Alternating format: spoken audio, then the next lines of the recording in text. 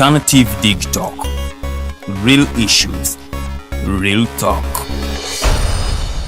Fellow citizens, following the sequence of events, Uganda seems to be at political crossroads.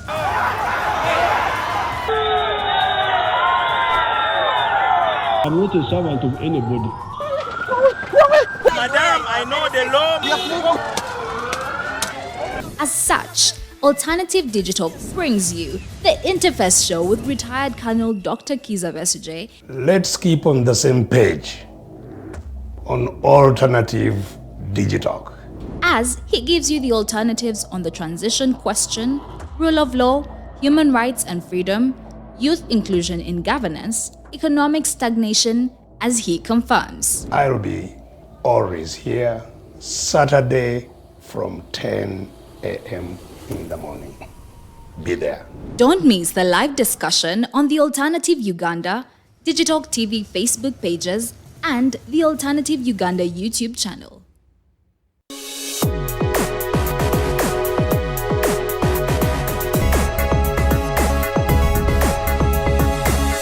The Alternative Digitalk. Real issues, real talk.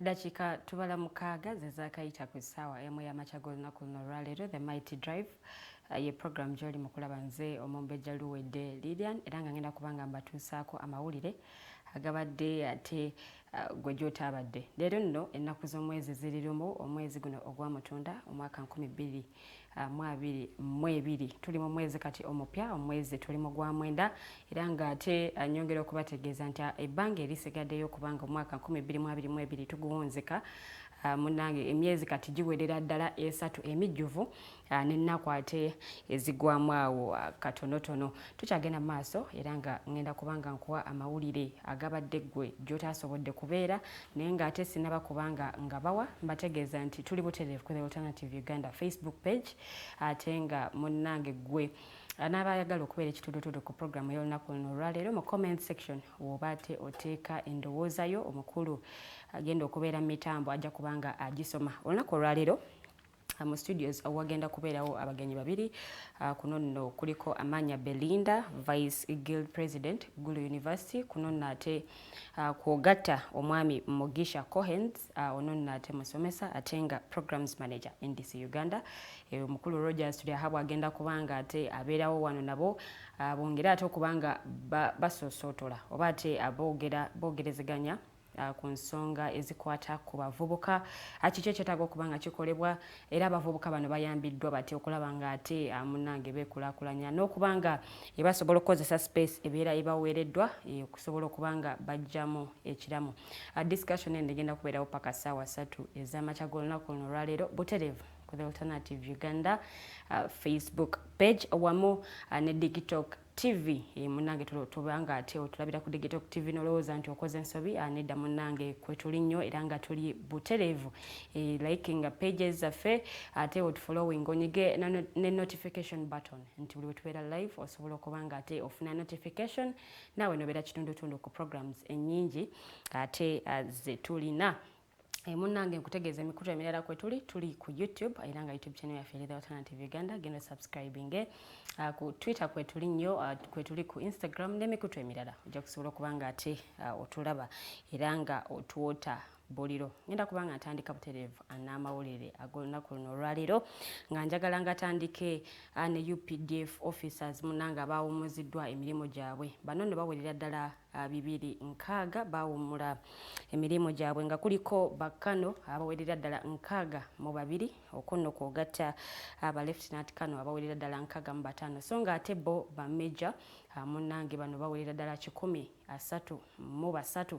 Bano nno abawumuzibwa olunaku lwali lwakubiri era ng'omukolo gwali ku kitebe kyamagye ag'okutaka ebombo mu district y'Eruweero era ng'omugenyi omukulu ku mukolo ogwo ye yali Lieutenant General Muhoozi Kainerugaba ono nga ye commander Land Forces munnange ye yasobola okubeera omugenyi omukulu ate ku mukolo ogwo ogw'okuwummuza abajaasi abawerera ddala 206 nga bwe mbakumenyedde Kano Lieutenant Kano awamu ne bameja ab'enjawulo era bwe neeyongerayo ku nsonga y'emu ey'abannamagye ba UPDF ennaku z'omwezi zabadde 30 ate ne tulaba omukolo ku State House ku maka g'obwa President mu State House Entebbe era nga nagwo gwadde gwakuwummuza aba generals abawerera ddala 34 era nga ku bano abawummuziddwa kwe kuli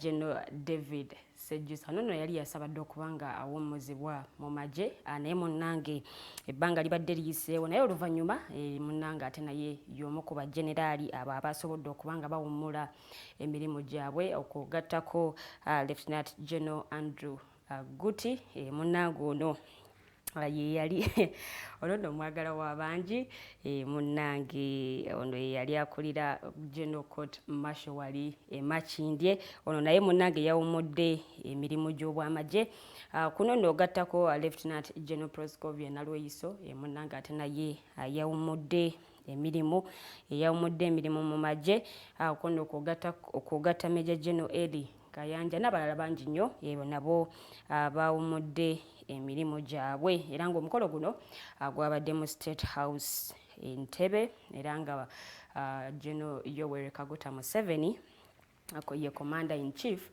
munnange omukolo guno ye yagutegese okubanga bageneraali bano munnange ate bawummuzibwa emirimu gyabwe egy'amagye bwe mba nga nvuddeko awo ne tweyongerayokko still n'amawulire Speaker wa Parliament Right Honourable Anita Among yategeezezza nti agenda kubanga awandiika ebbaluwa ezirabula ababaka ba Parliament munnange abamisinga entuula zino ababaka bano mu Parliament mu ntuula za Parliament tebatuulayo so nga ate ne mu bukiiko bwa Parliament era nayo munnange bano nno tebakubwako kyamulubaale yategeezezza nti ssente y'omuwi w'omusolo nnyingi esasaanyizibwa mu kusasula ababaka bano naye ate kikwasa ennaku okubanga ate bwekituuka ku kutuula mu Parliament oba entuula za Parliament okuteeseza abantu be bakiikira mu bitundu eby'enjawulo ababaka bano ate tebabeerayo Parliament y'omulundi guno oba Parliament ye11 erimu ababaka abawerera ddala 529 naye ng'ate Speaker ono yategeezezza nti ni mu lutuula oba mu ntuula za Parliament ez'enjawulo ababaka abatawera na 100 munnange ate be babeerawo era nga yategeezezza nti agenda kubanga awandiika ebbaluwa ezibalabula munnange okubanga ate bakyusaamu era n'asaba n'abakulira obukiiko buno obwa Parliament okutandika ate okuwandiika abantu oba okuwandiika ababaka ababeera ate munnange beetabye mu ntuula z'obukiiko buno munnange omubaka ebimu ku bimusuubirwamu kwe kubanga ate abaga amateeka munnange ate aganaayamba abantu b'omu kitundu bakiikirira naye ate ababaka abamu kigenza okuzuulwa nti mu ntuula za Parliament tebaliiyo ate nga ne mu constituencies ze bakiikirira nayo tebaliyo era nga yabadde yeebuuza bano babeera luddawa agenda kubanga bawandiikira ebbaluwa ate ezibalabula okubanga bakyusa ku bikolwa byabwe naye bwe nabadde ndaba alaba interviews z'ababaka ab'enjawulo ababaka abamu bategeezezza nti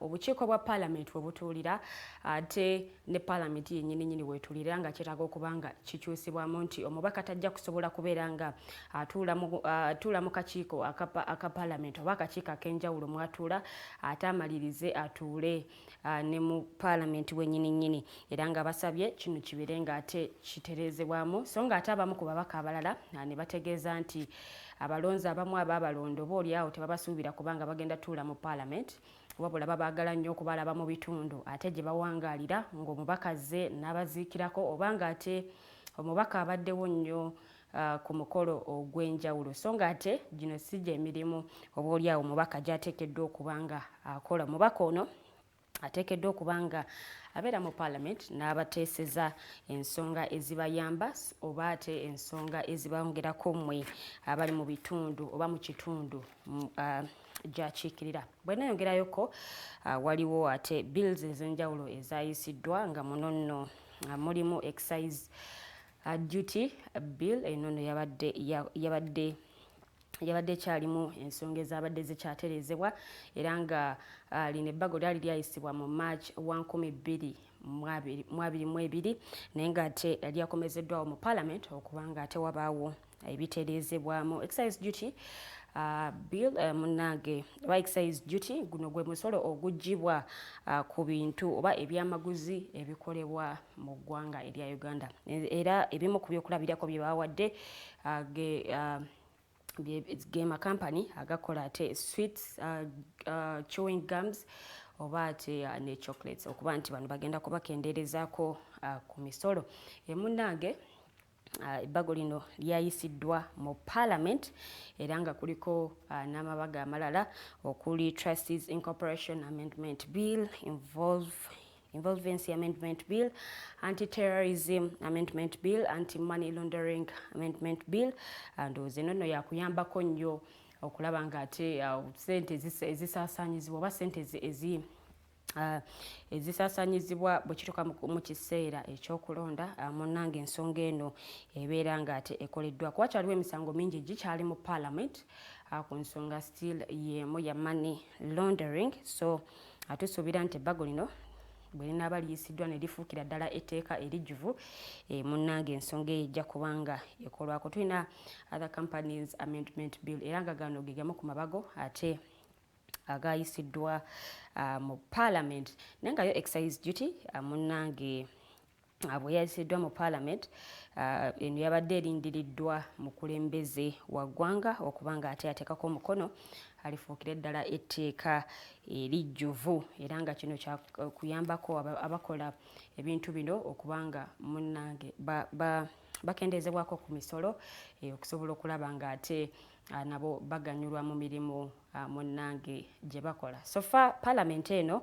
ye-11 bills ez'enjawulo zeyateeka oba zeyatebolinga zaali ziwerera ddala 62 so ng'ate ezakayisibwa ziwerera ddala 9. So far Parliament itambuddeko era nga tennaba kumala yadde emyaka egiwera 2 naye ng'ate bills eziyisiddwa ziwerera ddala 9 era nga kino kyakakasiddwa amyuka Speaker wa Parliament omukulu Thomas Tayebwa. Tukyagenda maaso the Mighty Global News Updates. Nze Omumbejja Luwedde Lilian era nga nze ngenda maaso n'okubanga ate nkuwa amawulire agabadde ggwe gy'otaasobodde kubeera. Tugenda kubanga tweyongerayoko nga tutunuulira ekibiina ekya National Unity Platform era nga kino kyo kyategeezezza nti tebagenda ate kusimba mubaka kuvuganya ku kifo kya mubaka agenda okukiikirira Uganda mu Parliament eya East Africa. Bo bategeezezza era ng'ensonga gye bawadde nti tebagenda kubanga benyigira ate mu mukolo guno. Bo bagiyise ritual nti tebagenda kubanga benyigira mu mukolo guno era nga munnange bo bategeeza nti ekibiina ekiri mu buyinza munnange kiki kyasinze okubanga kitwala ebifo ebingi ate ababaka abali ku ludda oluwabula gavumenti oba oluvuganya gavumenti ate bo ne baweebwa ebifo bitono ddala. Ekibiina ekiri mu buyinza kitwalira ddala ebifo 6 era nga kino kiwerereza ddala abantu 6 so nga ate yo opposition munnange ne baweereza abantu 3 naye ate ye Speaker wa Parliament munnange yategeezezza nti eno si ritual nga munnange akulira oludda nampala oludda oluvuganya gavumenti munnange nga bwe yategeezezza n'agamba nti eno si ritual wabula abalonzi abalonda abakiise bano abamu eyala babeeramu mu house oba babeeramu mu Parliament era bagenda kubanga bagoberera amateeka era nga bagenda kulonda okusinziira ku treaty y'omukago guno ogwa East Africa. Naye ng'ate bwe tuddako era ku nsonga eyo Article 50 mu treaty eya East African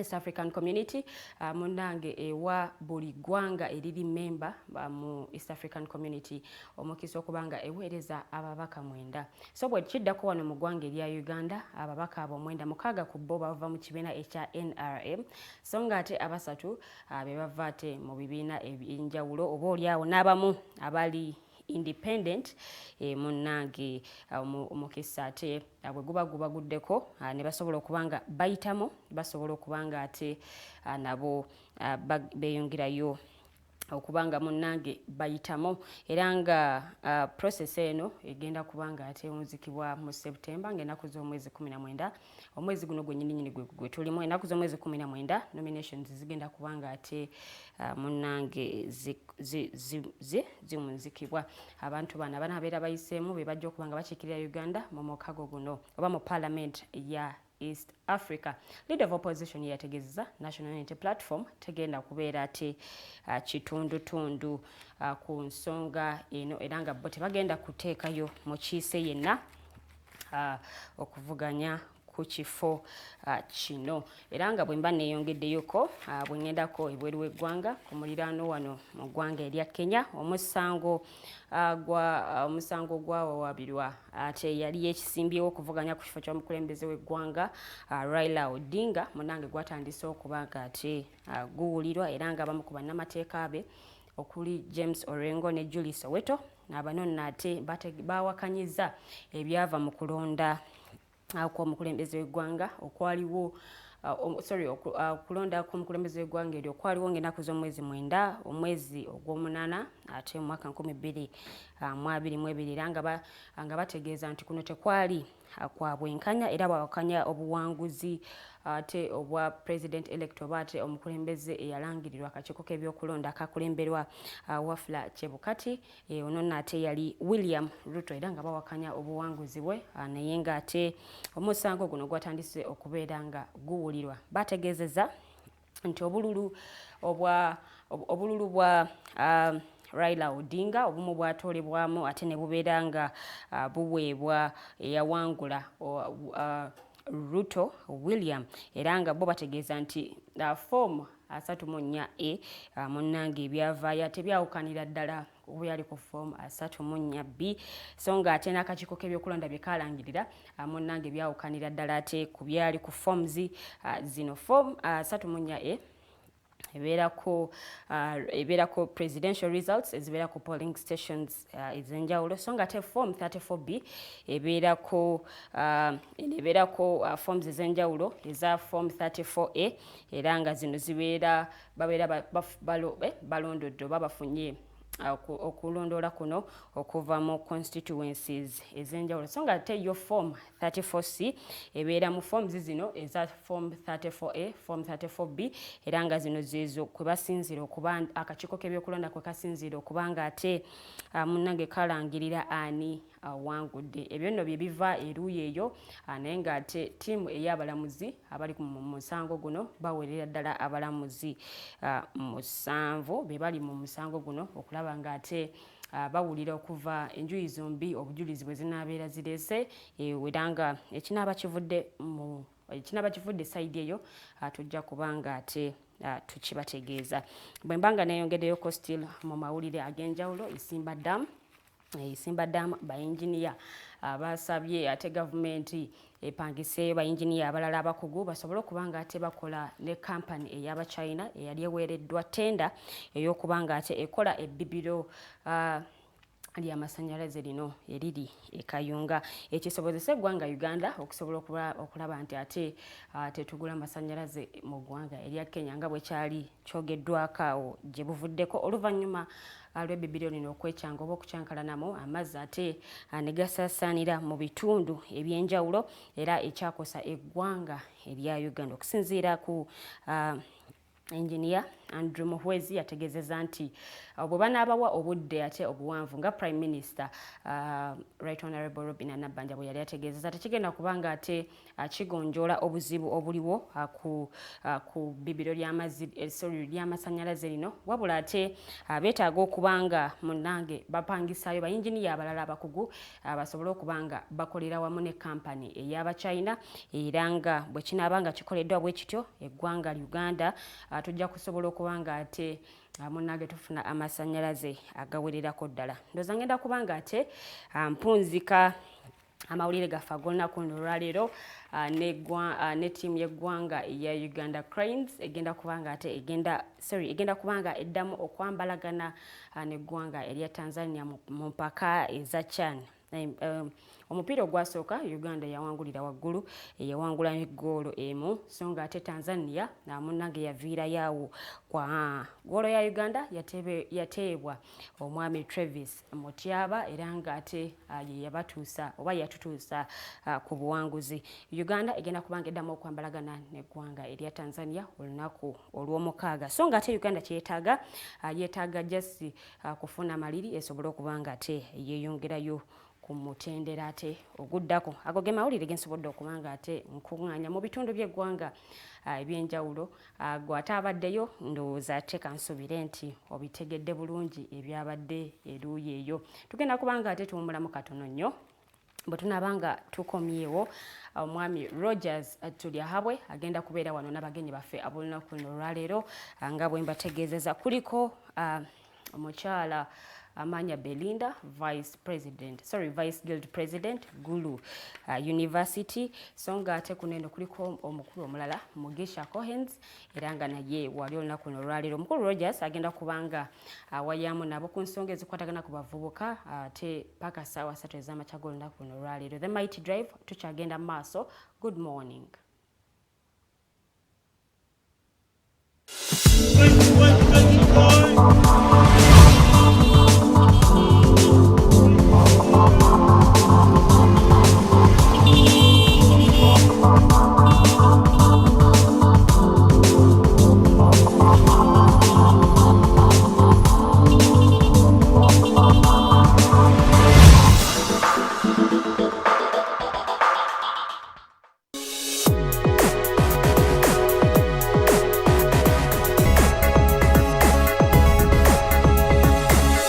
The Alternative Digitalk.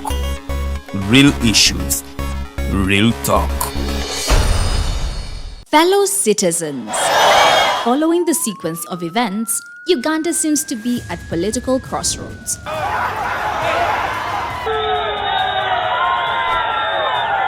I'm not a servant of anybody. Madam, I know the law. As such, Alternative Digitalk brings you the Interface Show with retired Colonel Dr. Kiza Besuje. Let's keep on the same page on Alternative Digitalk, As he gives you the alternatives on the transition question, rule of law, human rights and freedom, youth inclusion in governance, economic stagnation, as he confirms. I'll be always here Saturday from 10 a.m. in the morning. Be there. Don't miss the live discussion on the Alternative Uganda, Digitalk TV Facebook pages, and the Alternative Uganda YouTube channel.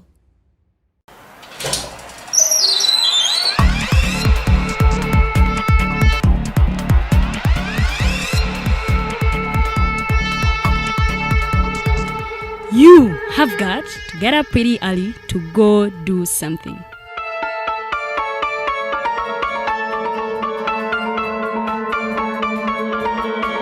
We are the Alternative Digitalk.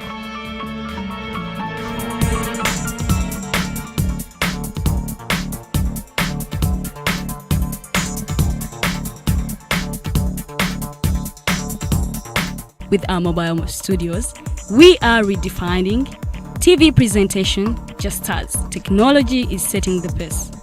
We are blending our approach with fresh, perspectively designed breakfast show, The Mighty Drive, informative and entertainment show, exclusive and live interviews. We President Museveni wadde juzi namulaba apima akawunga kilo 2 tasobola kalya nini bwaba alya kilo 5 weyanema okuliisa eggwanga ne bwe limundekera. Njagala kwebaza the alternative Digitalk etuwadde kano ka Mighty Drive era n'abatuwuliriza bonna abali ku mikutu njagala basaba mugendo maaso n'okuwuliriza. All given to you just a click away on your phone, tablet, laptop, and smart TVs. As we are streaming live on our social media platforms, on the road and on the go. We are the alternative Digitalk. How are you beautiful Ugandans? It's your girl Digitalk. Welcome to the fancy flow. Who doesn't see my hair, guys? I am super glamorous. Remember, this is the only show where we're going to be talking about fashion.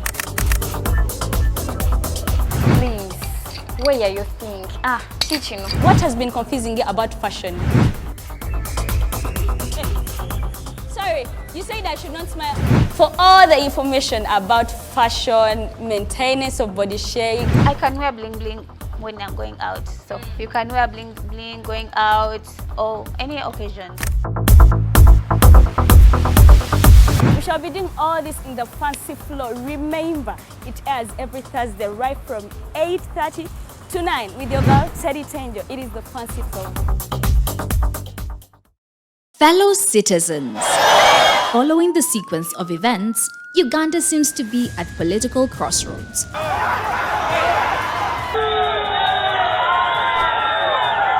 I'm not a servant of anybody.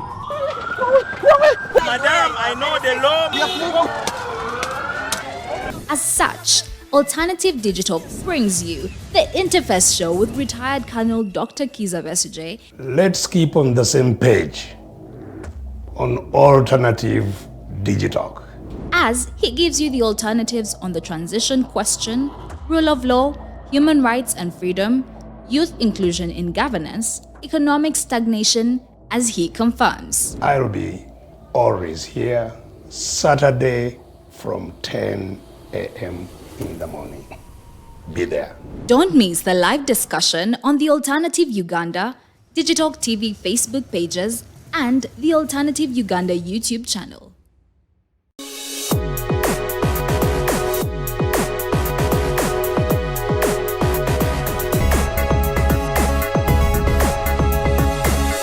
The Alternative Digitalk. Real issues, real talk.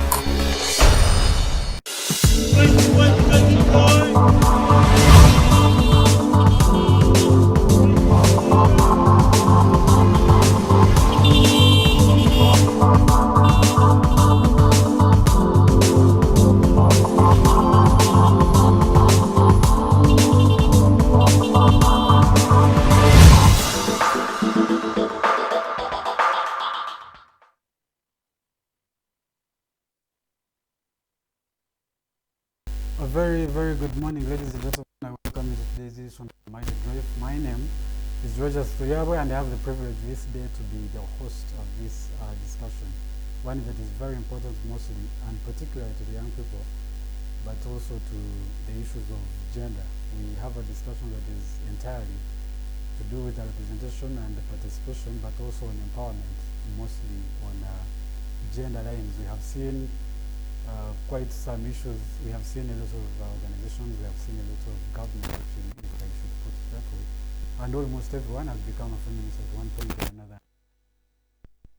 Time and again. And some people, their concern is always in the whole conversation. Because, you know, as you're empowering one, the other one is left behind. Also, we forget that it is complementary. For one to be culture, to have the freedom they need and the empowerment they need in society, it is also a work of both the ladies and the boys. And so when you leave the boys outside the conversation, it also means that there is going to be some level of imbalance, and that means it's also going to be hard for the lady to realize their empowerment. And so the discussion today is going to rotate around the empowerment of the boy child and the girl child alike, but also one that is about young people particularly. Also, I think in the second I will also look at the youth participation as a whole, I have two, a lady and a gentleman, those who are particularly exposed on these issues, and also the issues of empowerment of youth as a whole. So I'm going to give them some 1 or 2 minutes each to tell us, to introduce themselves to you. I will not introduce them, they are here. They introduce themselves, tell us who they are, and then we can begin from there. I'll begin with the traditional saying of ladies first. So please have it. Thank you very much. Good morning, viewers. My name is Belinda Amanya. I'm a student, a law student at Gulu University, and I serve as the Vice Guild President, Gulu University. I am a public speaker, I am a debater, and more to that, I am a youth activist, very passionate about gender issues and everything that entails the youth. Thank you very much. Thank you so much, Belinda, for being here, and I'll have the gentleman introduce himself too. Thank you so much, Rangers. My name is Cohens Mugisha. I am a very passionate teacher. I am a debate and speech coach, but I also serve as a programs manager at National Debate Council Uganda. And I also run and I'm a proprietor at MC Inspirations Mentorship Hub. Very passionate about leadership and young people. I'm glad to be here. It seems you both are debaters. Oh yes. Looks like this is going to be a crossfire. It's a new trend for every youth currently. If you do not have the art and talent of public speech and debate, you're lacking a special ingredient. And so you both have taken it personal. Oh yes. Thank you so much for being here with us today. Now I want to begin from with you particularly. We are talking about it's education of a boy child. And in this generation, and recently we have seen most people, if not all women, being feminists. How do you afford to be on the other side of the trend? Well, to put things straight, I must say, I do believe a girl child needs to be supported 100%. Because as a girl child, I do believe that we face serious issues in society and all that. But I would like to thank civil society and the government for coming up to support the girl child. But on the other hand, it was just of late, because as a student in Gulu, I live in Gulu, when I got to realize we have a cocoon of, or a group of thugs or thieves in society known as the Agu boys. That is when it struck me hard and I realized there is a problem with the boy child. The boy child is not being helped. That is why at a certain extent, they are looking for ways of survival into this. We talk about empowerment, we talk about character building and all those beautiful aspects for a girl child, but we do not include them for a boy child. So at the end of the day, I feel we are not balancing things, and so we are having girls that are heading up there when you go to morality, character, and all those other beautiful things, and where is the boy child below? So at a point, I feel our energies are not matching. And in the future, near future, we shall need to probably have another wave of men coming up and saying, we're advocating for the right of a boy child. So instead of waiting for another problem to be created so that civil society can wake up, so that government can wake up, how about you try to also pay attention to these boy children? As you handle the girl child, do not be abstracted from the whole point of they are all children and they all need your support. As I conclude, in my language, we say, "Kotera bana otera bona," meaning if you're to beat children, you beat all of them. So if you're only handling the girl children and giving them all that entire care, support, and attention, which is right and good, and then leaving out the others, then somehow, somewhere, we're not balancing this, and there is a big problem we are creating for the future generation. Oh, thank you so much. Cohens. She does give the introduction on her background of the whole discussion of equal empowerment of children.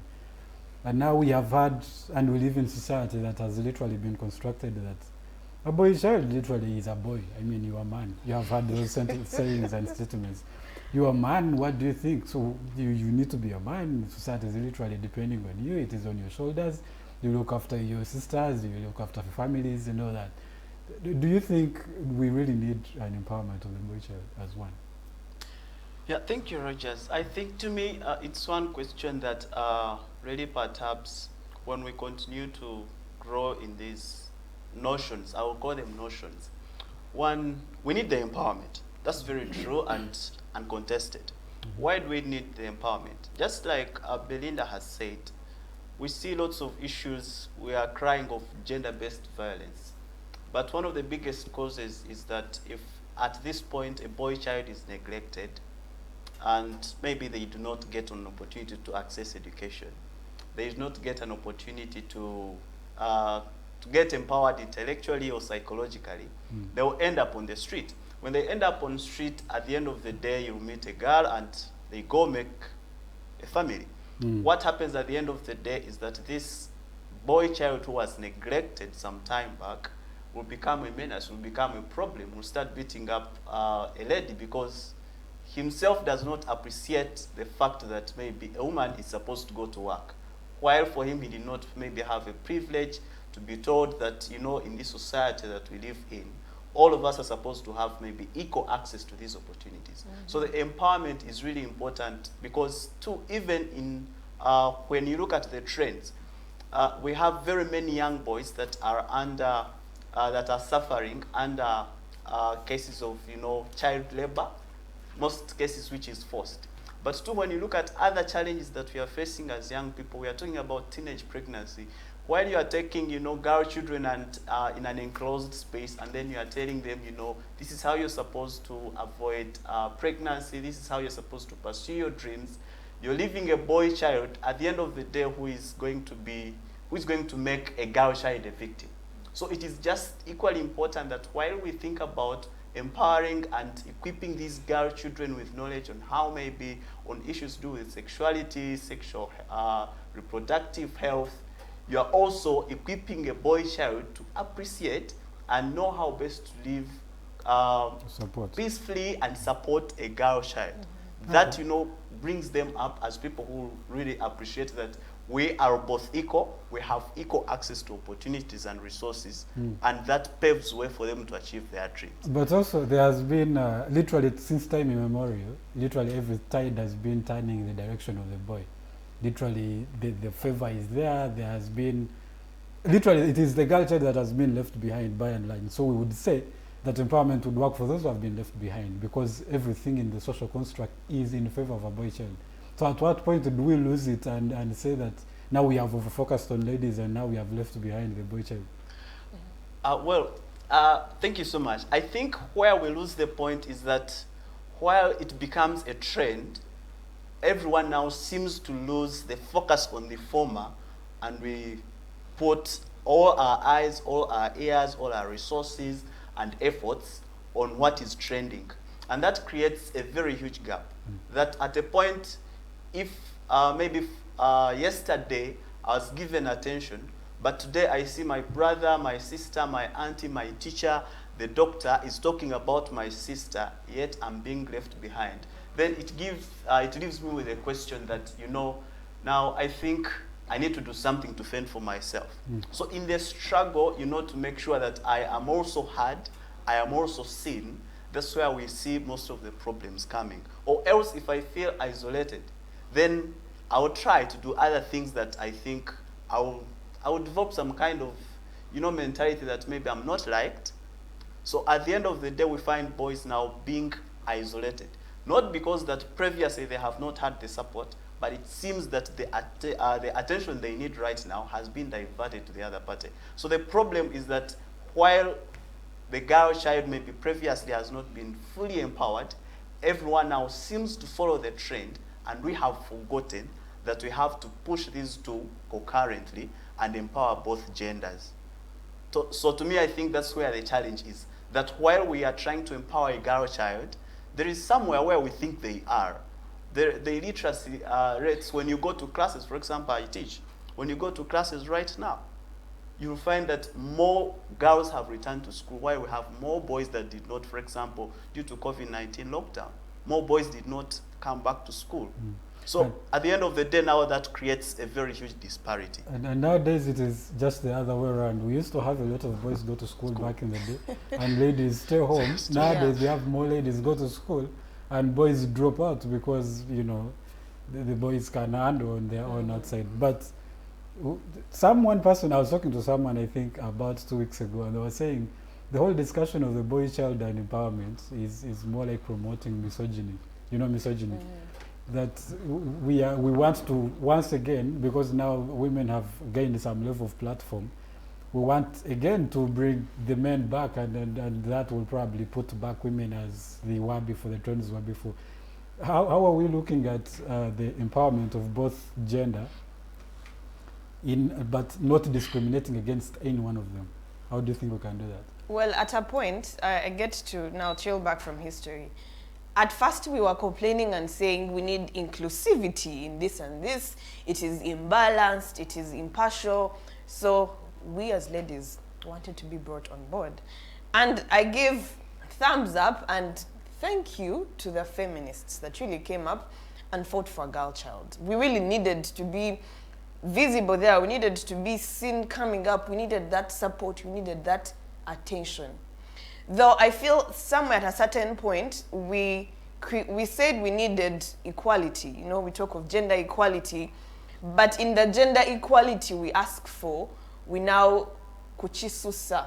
We now put the others down, and at a point we're living in a society where it is becoming of women against men, or men against women. And so as society, we miss out the point of being contemporary. We miss out the fact that we need the energy and support of the two genders for us to achieve at the peak of it all. So if we are having them at different levels, then I really feel we are not doing what is right. And then when we talk about how do we hold them concurrently, I do believe that, well, we are having issues of patriarchy, but at a certain extent, I don't think patriarchy can be broken by us using, you know, the radical men's and what, because yesterday I was with the She Leads group, and one of the ladies, the facilitators they brought for us, Madame Aisha, talked about the changing trends of patriarchy. It's like currently the men will support you. They'll show you, we are supporting you. But they have a target. They know where they're targeting you from. And at the end of it all, they're going to come and pull you down, regardless of the fact that at the start of everything, at inception, they showed they were supporting you, but they'll still come up. And on a personal basis, I got to realize it is because of what is being promoted. It is being promoted on a radical basis, on a harsh kind of like basis, though at a certain point it is necessary. But if we can strike a balance between the two, if we can say that if it is school, well, we need to empower the girl child, we need to incentivize her, we need to help her come up there. Thank you very much. We have the 1.5 weights. We still need them. There are girls deep down in the villages who need to benefit from this. When we look at school, yes, 60%, but sometimes some institutions it is 70% girls and 30% boys. But okay, can we try, because we still need to pull the girls, can we probably have 60-40? And later with time, according to the trends, try to pull them up. Because one of the things I have come to realize is the way it is being done, we are concentrating on one side. And as he has talked about it, if it is teenage pregnancies, the girls, you need to learn to do this, sexual reproductive health rights have come up, but everything is only on the side of the girls. You need to use contraceptives, you need to do this and this and this. What about the boy child? When it comes to school and all that, when a boy gets me impregnated, I am barred from school, but the boy keeps on studying. And so somehow, because of those irregularities and some of the things are created probably by nature or by certain forms we cannot disorient. But if we can have a balance, if you talk about empowerment, if you talk about skilling a girl child, skill a boy child too.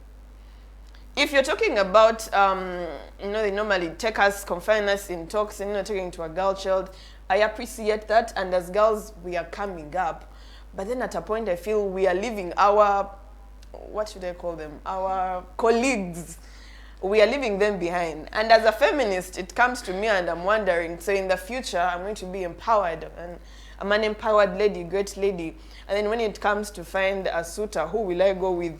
This same kind of hooligan-looking gentleman? I am not ready to settle for such a gentleman because my bar has been raised, but his bar has not. So if we can try to have systems that try to, not put us so high there, and then these ones are too down, and then time will come and they'll say, it's now a fight against the women. I feel all we are doing in society is creating a space of fighting against each other, which is slowing our development and progress.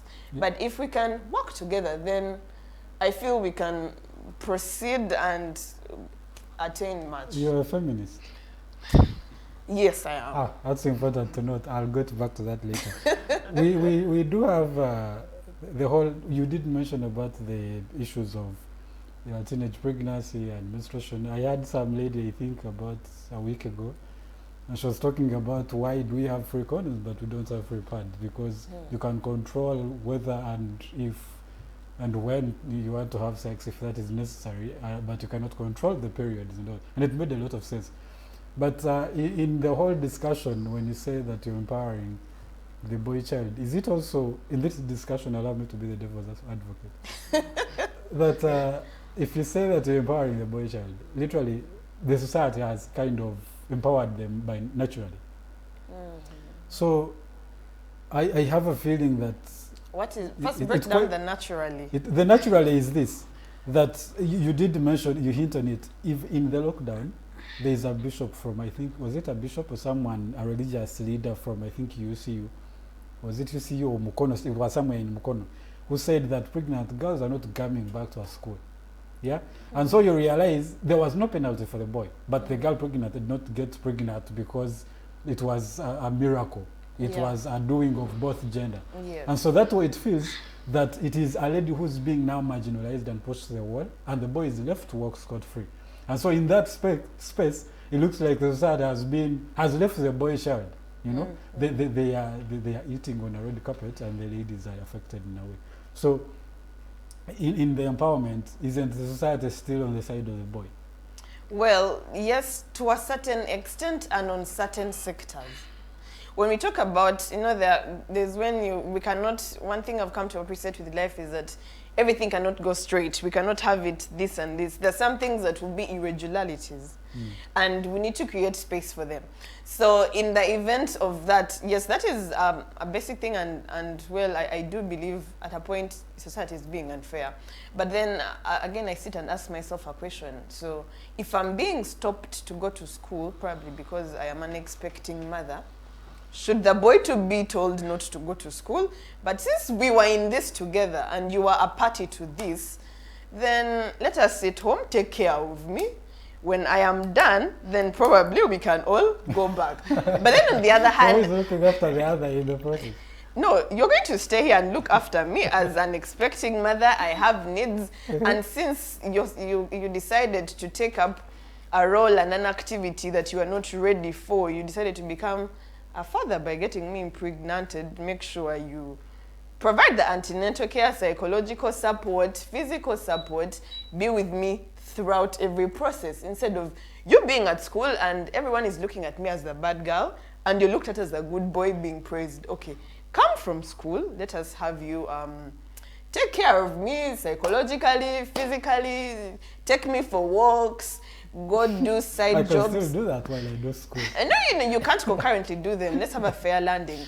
Go and dig and get some money, buy for me the things I need, and let us raise our family that you decided to start, instead of creating the disparities. Now, I have an issue of, I want to ask you particularly. Is it that the question of men empowerment and boys particularly, isn't that promoting patriarchy in a sense?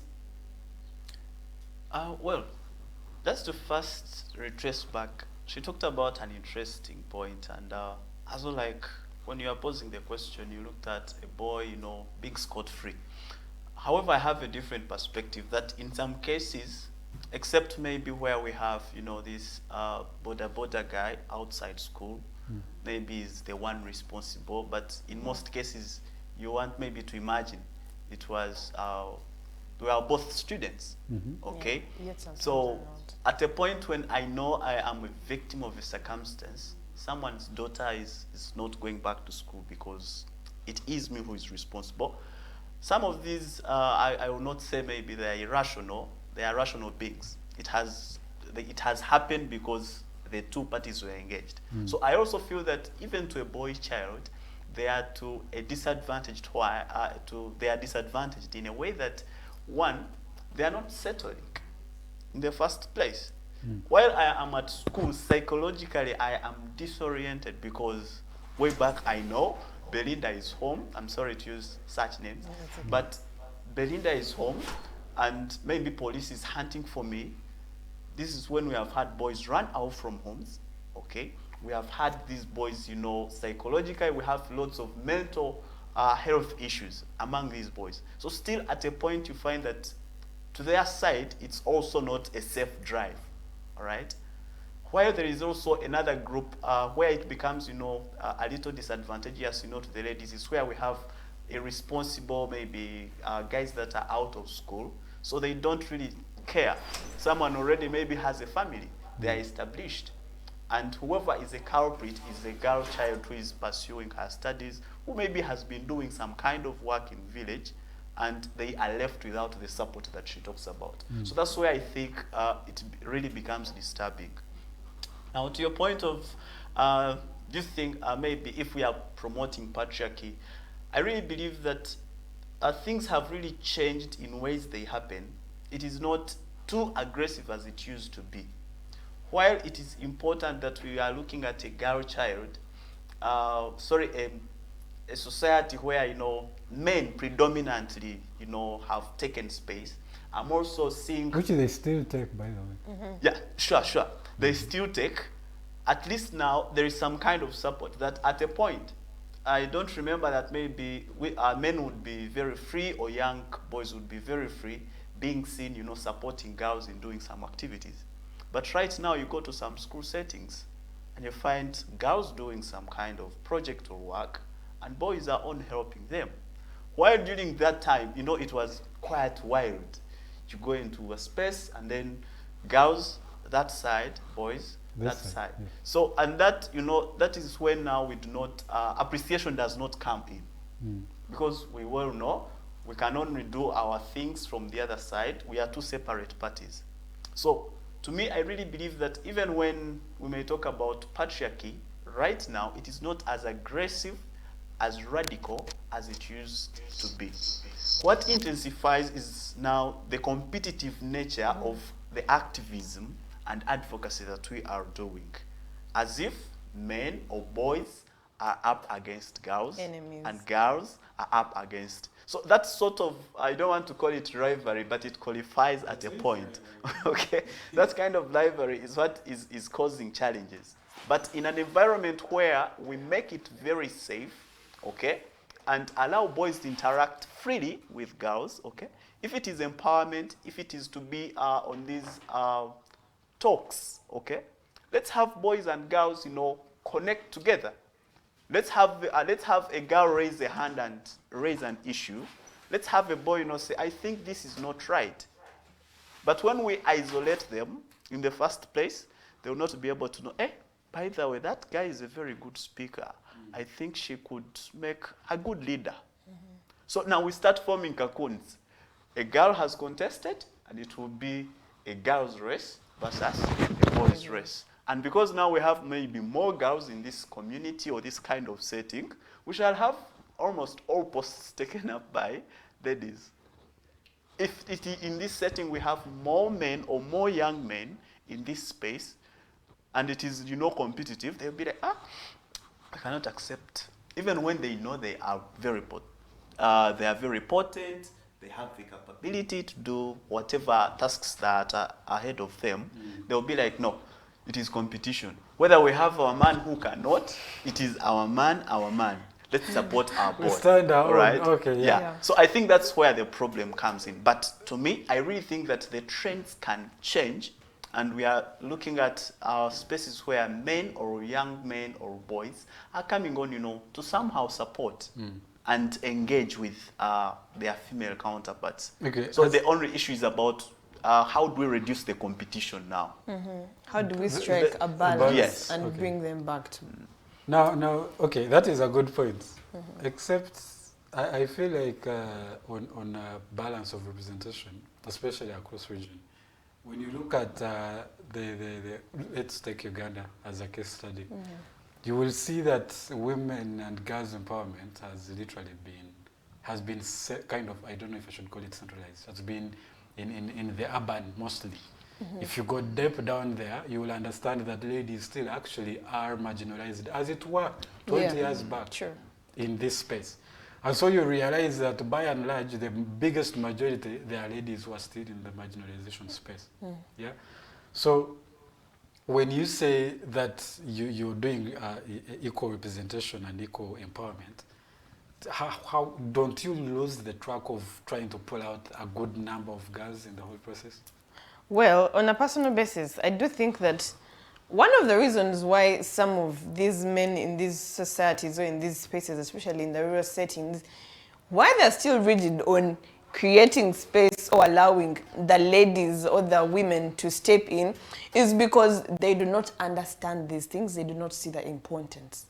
If we are saying we are talking about women inclusion and all these things, why should we only have meetings of only women? Because we forget that in the rural areas, the men are now taking control. If you only now centralize on the women, tell them these are our rights, these are what, without telling the men, who is going to allow them? Because the fact is that they are bottlenecks, you know. However much if I'm a rural woman and they want to step out to do this and my husband is not allowing, however much you speak, however much you do what, as long as he does not see the importance of me being empowered or of me stepping out, in rural areas, women empowerment is still lagging behind.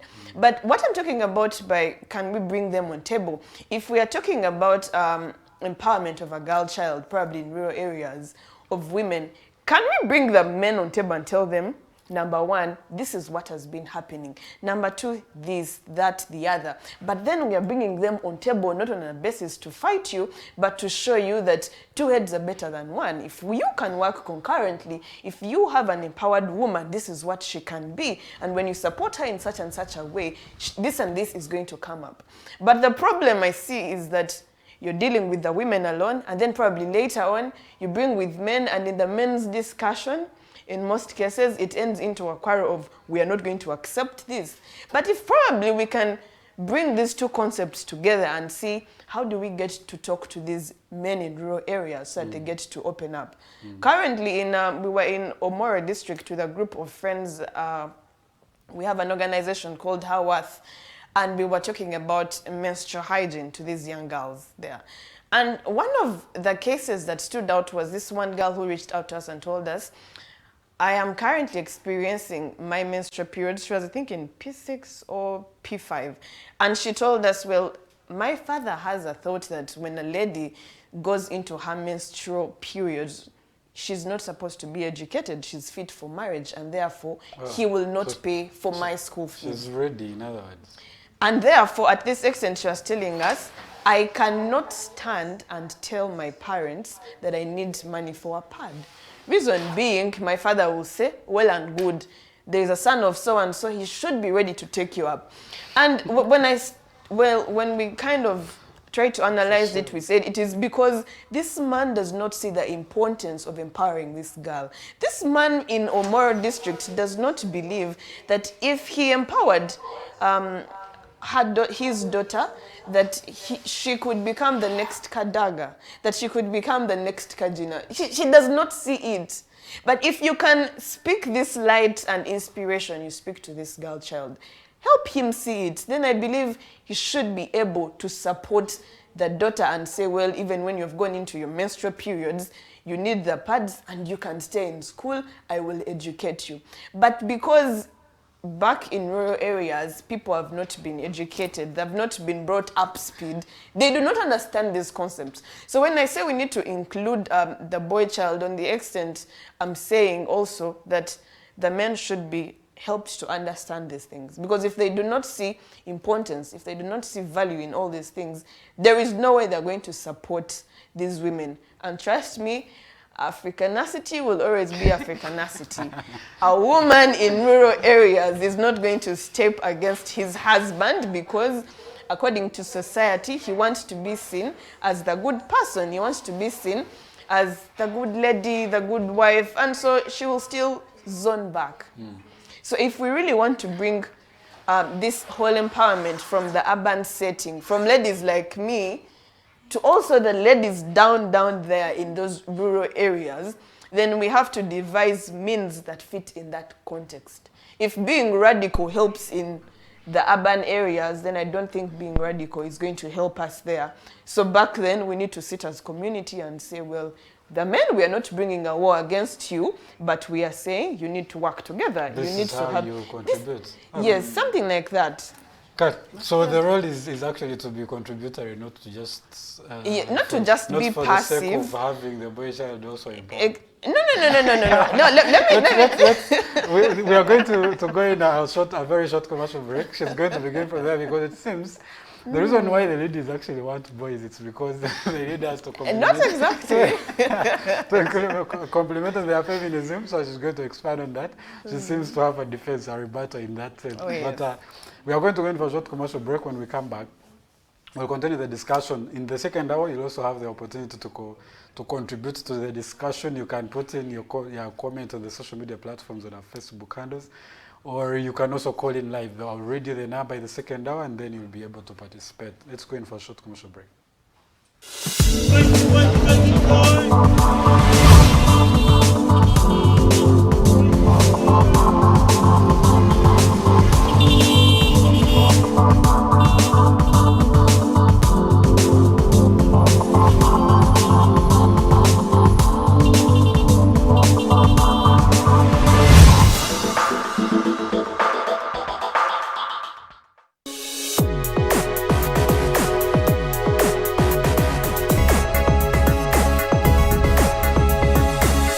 The Alternative Digitalk.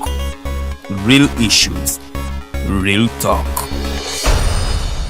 Fellow citizens, following the sequence of events, Uganda seems to be at political crossroads.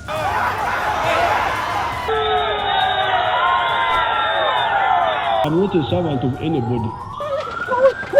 Madam, I know the law. As such, Alternative Digitalk brings you the Interface Show with retired Colonel Dr. Kiza Besuje. Let's keep on the same page on Alternative Digitalk, As he gives you the alternatives on the transition question, rule of law, human rights and freedom, youth inclusion in governance, economic stagnation, as he confirms. I'll be always here Saturday from 10 a.m. in the morning.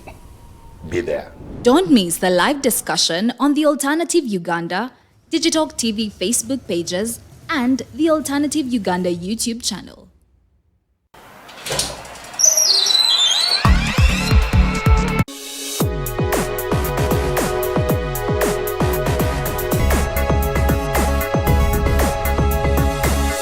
The Alternative Digitalk. Real issues, real talk.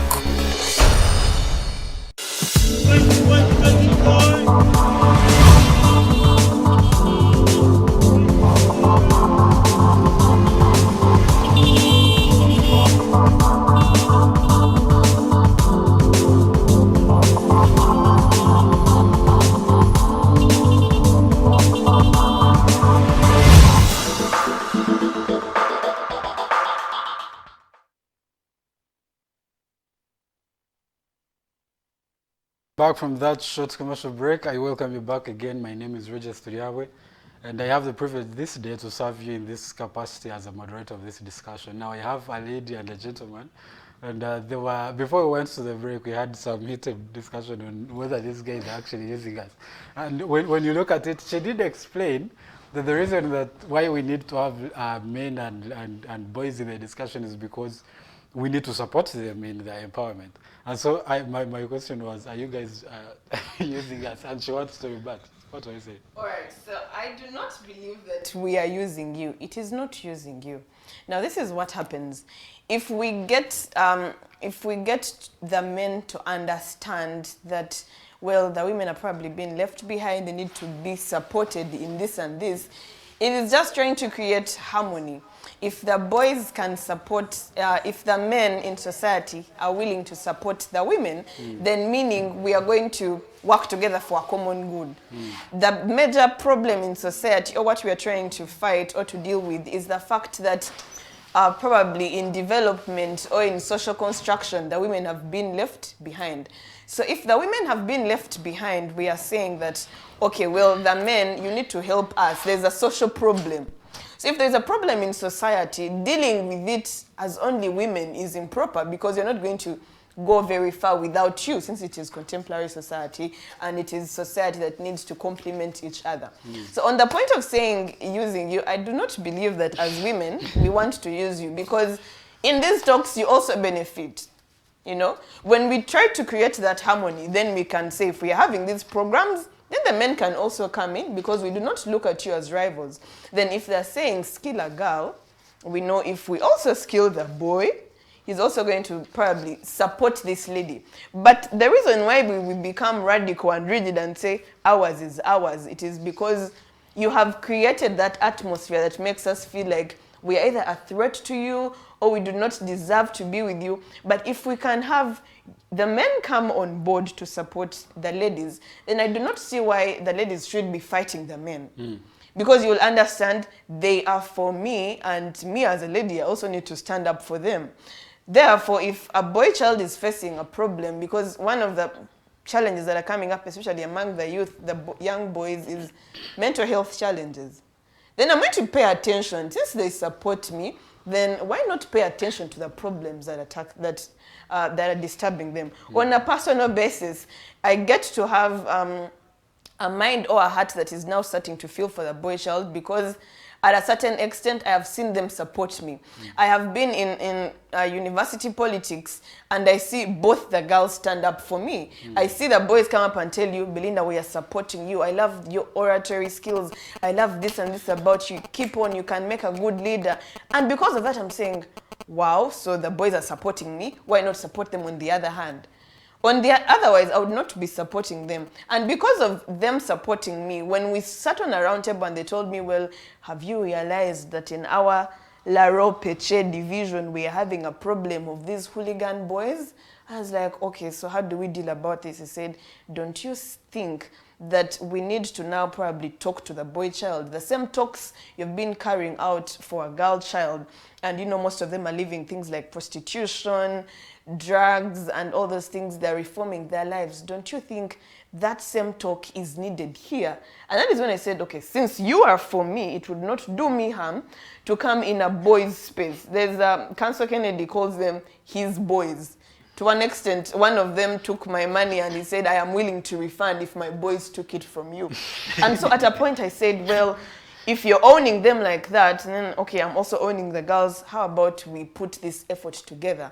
How about if you're saying we need to economically empower the boy child, we can also economically empower. But that empathy comes because I see the boy child supporting me. But if the boy child is not supporting me, there is no empathy. It is going to be a fight and competition. Chani, chabawala, chabalenzi. It's going to be that forever and forever. It, in other words, it's a scratch on your back and scratches. So it is yamba muna kuyambe. If you can join our trail and support us, why not stand up? That is why in the future you'll probably see the radical feminists also coming up and saying the boy child needs support here, the boy child needs support here. Reason, they have seen them come together. So if we are working together, then the other side should not be neglected. It should come up.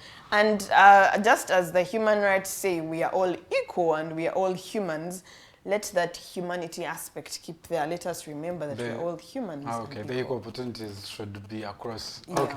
Thank you so much, Belinda. I think she has defended the point. Now, in the second hour, I did promise that you can call in. And the numbers are MTN is 0789 017 145. You can call us live and have your inputs. If you have a question or if you have a comment or you have something you need to correct that may have made wrong, but you can be able to do that. Airtel is 0759 132 310. MTN is 0789 017 145. Airtel is 0759 132 310. Now, let me first go to Cohens. She does make a convincing point. Yeah? True.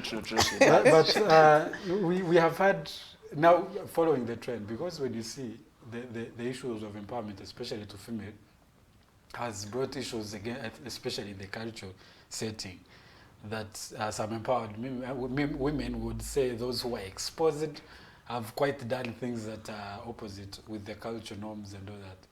And so there has been, it is possible that the reason why some people are still not promoting the ladies and the female, it is because those who are empowered are doing quite the opposite of what they should be doing, especially in the cultural perspective. Now, wouldn't we be risking the same for the boy child? Because now, sorry to cut it short, now because the society has literally been built in the space of boys, it feels like now the empowerment will also be promoting the other side of what the ladies are doing. Yeah, true. I think that's where now the challenge comes, that while in rural settings, there are things that I would not want to term them as very retrogressive or conservative, but when you talk about culture, largely we shall look at its, the biggest mileage is, in rural settings. Now, on that very point, why, maybe just to connect with the question that you had asked Belinda, why, for instance, men in villages, or do we still have lots of imbalances in rural settings, is that men look at or watch TV, look at the ladies and young girls that are empowered, and look at socially what they are doing. You look at an empowered woman, university students on the street, okay? They're the ones, that are dressed indecently. So someone is like, so if I educate my child, she'll go to Makere, she'll go to, every university in the village is Makere. Makere, yes. So it'll be like, she'll go to Makere and also start doing this. So at a point, that also affects their mindset, and they'll be like, I think rather I would have, I engaged in some drama. I wrote some drama while in a secondary school, and it was entitled The Woes of a Girl. So in that drama, a father tells a child who is crying to go to school because their brothers are going there. And the father backs at her and is like, no, please shut up. Go back, you're not going to school. Go back to your kitchen, your hereditary office. But what may, provoke men, to be like, okay, we think it is still wrong for us, to largely empower a girl child, as is what the radicalists, or I don't like extremists, by the way, just for the record. I don't like extremists. That you are a feminist, but even for the slightest of issues, you want to defy, norms or what is socially accepted. Yes, there is no absolute standard, but there are things you'll be like, okay, in decent dressing, you're going to church, and come on, you don't need to be cultured to understand that. Yeah, to understand that. So I think due to that kind of extremism or radicalism in advocacy and even how we behave socially has also painted a different picture to those men maybe back in rural settings. But to your question now of are we also now, if we say let's also have a boy child on and we're also promoting the same things, I really think that there are obituary factors that will make the issue of equality, to me, I still believe that equality and equity, should move concurrently. While there are obituary factors that make women maybe behave differently, I believe there are things that men may do and cannot be seen in a sense that they are too immoral. Why? Because expectations out of a boy child and a girl child are quite different. Yes. A boy, it's okay. Maybe they'll say, for a boy, it's okay for him to do his hair the way he wants it. Okay? But maybe to a girl child, he'll be like, I think wearing that way is really indecent. For a boy child, one of the other things that we have, that has led them, to fall into trouble is because, they have some kind of freedom. For a girl child who is 20 years, cannot be allowed maybe to go to church alone. But for a boy of 14, he can go even to a trading center and come back at 8 p.m. So at 8 p.m., you do not know who is meeting, who he has been with. And that is how the boys he has been talking about, I remember that story in Gulu of those, the gangs, okay? So at 8 by the time he comes. So that sort of freedom also, puts a boy at a very high disadvantage, that he's likely or is going to land into space. The space is too open for him to land into trouble, while maybe a girl child is being protected. So being protective, I think, should also go to both to a girl child and a boy child, just to help, to strike a balance, that I'll be like, okay, if I have my sister, we are out, but we'll be like, we are supposed to be home. We've been at a pitch watching football. We are supposed to be home by 6. Not a girl child saying, hey, sister, you go, me, I'm coming later, okay? But secondly, one thing I appreciate, just to supplement on what Belinda said, we were in a camp and then a girl, she was in her periods, but she was unconscious that it was happening. So I look at the state as a person who was in charge and supervising the activity. So I saw there was something that had happened. So I called one girl, a friend, and I talked to her, I'd be like, please help out a friend. And the attitude she gave me, I was very shocked. But I have been in Straight Talk Foundation clubs in school, and I've been so close, to both genders. So I called a boy who was very sharp and enlightened. I knew at least. It was like, oh, Francis, can you come on and I tell you something? Like, he had some lesson. Like, you go and talk to this girl. There is something that is not just right. And the boy was just okay. He was like, oh, let me. And he went, called her aside and gave her a lesson in some, good way.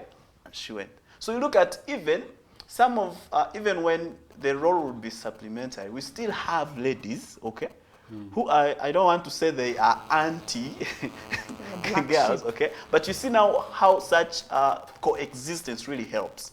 That a boy is enlightened, knows that this is not a crime, okay, for a girl to be in her menstrual periods, and if they can come on to help, and there is a girl who is not willing to help, what do you expect? So that's why now we need really to come and tell a boy child, please, for a girl to be in her menstrual periods, she didn't choose to be born a girl. Yes. That's habitually, all right? So while we try to pull them, we think that they are not going largely to take on. It is possible that they may take on the Okay, sorry trend. to break it short. We have our Hello? phone coming in. Hello? Hello? Yes, please, you're watching the Mighty Drive, your name and where you're calling from. Well, my name is Emmanuel Okia. Okay. I am watching you from Kasese. Okay. First, I want to thank the panelists for the program. I think there has been a very huge discussion around the affairs of young people. And to me, I just want to encourage that we must continue owning this responsibility of helping the young generation.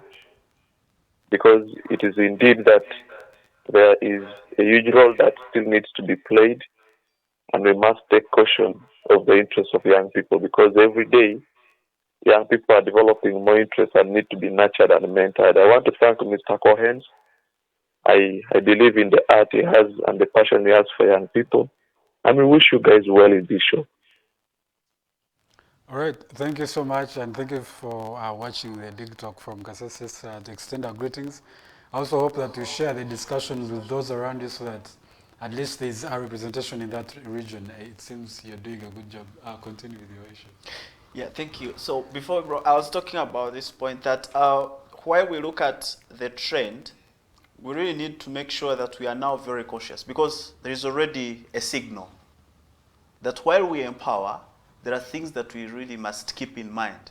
We tell, you have gone, you have attained an education, but society expects this from you as a boy child. Yes. Okay? Yes. Don't go because you've gone to university and then you start, dressing indecently, and you think that will show a good image to your young brothers or to your little cousins that are home.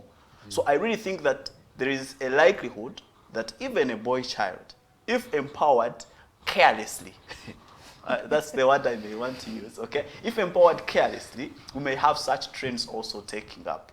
But we only need to be conscious that while we support them, we try to show them that there are lines.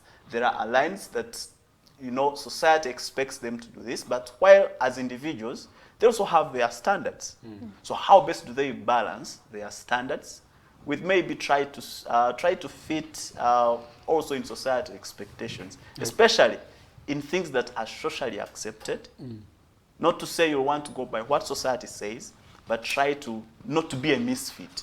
That you come back and then it is the university student, it is that boy who speaks so well, who dresses indecently.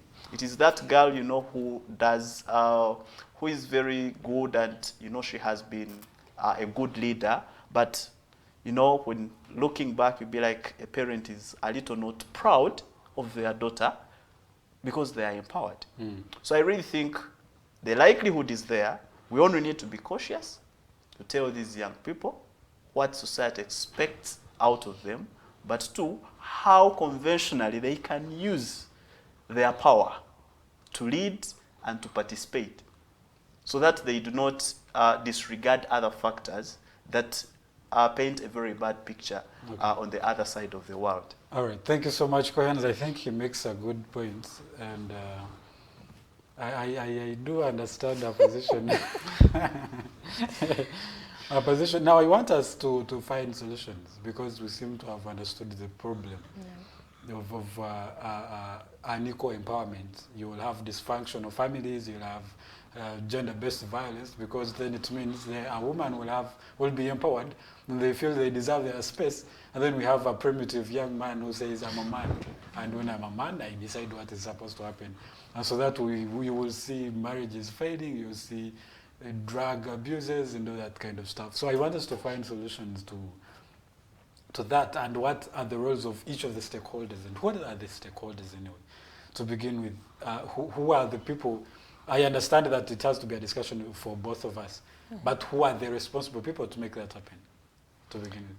Well, first of all, I'd like to say that if we are not comfortable with the current aspects of feminism, then as Ugandans or as Africans, it is unto us to redefine and shape it without losing the major gist of fighting for women, but let us design it to fit our context. If we are having a problem of the empowered women being indecent and all of that, can culture, religion, and government ethics come up and say, no, if feminism is coming up, an empowered lady should be probably one in the sense of an elite or an empowered lady who dresses decently and shows the way to the other girls. Then let us reform this concept to fit us than disregarding it. Then on the other hand, when we look at when you look at the role that each one of us plays, I'd like to call out government, civil society, culture, religion, not to be one-sided. Because the moment we become one-sided in all of this, we are just postponing problems. Yeah. So as a way of fighting the future and trying to, keep with the progress we want to see, can we, if we're having challenges of the men not understanding the entire concept of empowerment, can we bring them up to speed? Can we include them? Can we have sessions? I've been seeing different political parties having a joint consortium talking about gender mainstreaming, but individually, men alone, women alone. Can we come together?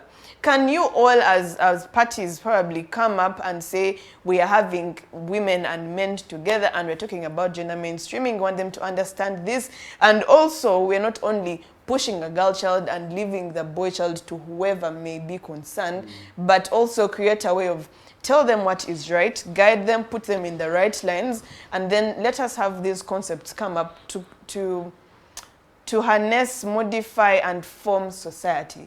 Because whatever we are straining to do is to form a sane society, is to see that we promote a better tomorrow, a better future for the people that are coming after us. So instead of creating more problems for them so that they say, okay, so the women came up radical, so now the men also come up radical. That is another problem we are going to bring up. So if we can all work together, create that harmony, create that balance. In schools, as a teacher, as you're, trying to push the girl child, let the boy child join in helping the girl child. If it is at work, instead of it being a race of the women are participating better, or probably we need credible women, because one of the problems we are now also facing is we are saying a lot of the women should be put in front, but some of them are coming up on a ticket and they're not, it's not because of merit, but just because of gender, and it is still affecting us. Yeah. But if we can have checks and balances between the two genders, if we can be real to each other, if you can stand up to me and say, this is not going on, Belinda, let us put this right, well and good. Then I also come up and correct you on the other way. Then I believe we are living as complementary. We are complementing each other. So as I conclude, the major solutions to this is us understanding society, setting the right metrics we want this to flow in. Religion, come in. Where did the Ministry of Ethics go? Come in, help to redirect these probably civil societies that are coming up, and probably you feel that it is too much of the women, they're becoming indecent and all that. Come back and redirect it. Say, according to our standards as Christians, as Muslims, as Ugandans, our cultures with diverse cultures, this is it and this is our stand. Can we have a common standing? Can we have an equilibrium? Then I believe society is going to be put right, and the youth are also going to be helped. And then lastly, this is really lastly, let us not, when we talk about the youth and we only want to look at 18 to 35 and then probably forget about the other upcoming youth. Can we also find ways of dealing with these children that are coming up? Because in less than 5 years, they're going to be the next youth that we have to deal with. And so let us try to have systems and mechanisms that deter problems before they come in. Let us have a stitch in time to save 9. Reach out to these young people, then go to, package the information for every generation and every age group, and let us see society be reformed and redirected to fit the right standard and to grow and proceed at a stable and equal speed. Yeah, thank you so much. It was actually the last one.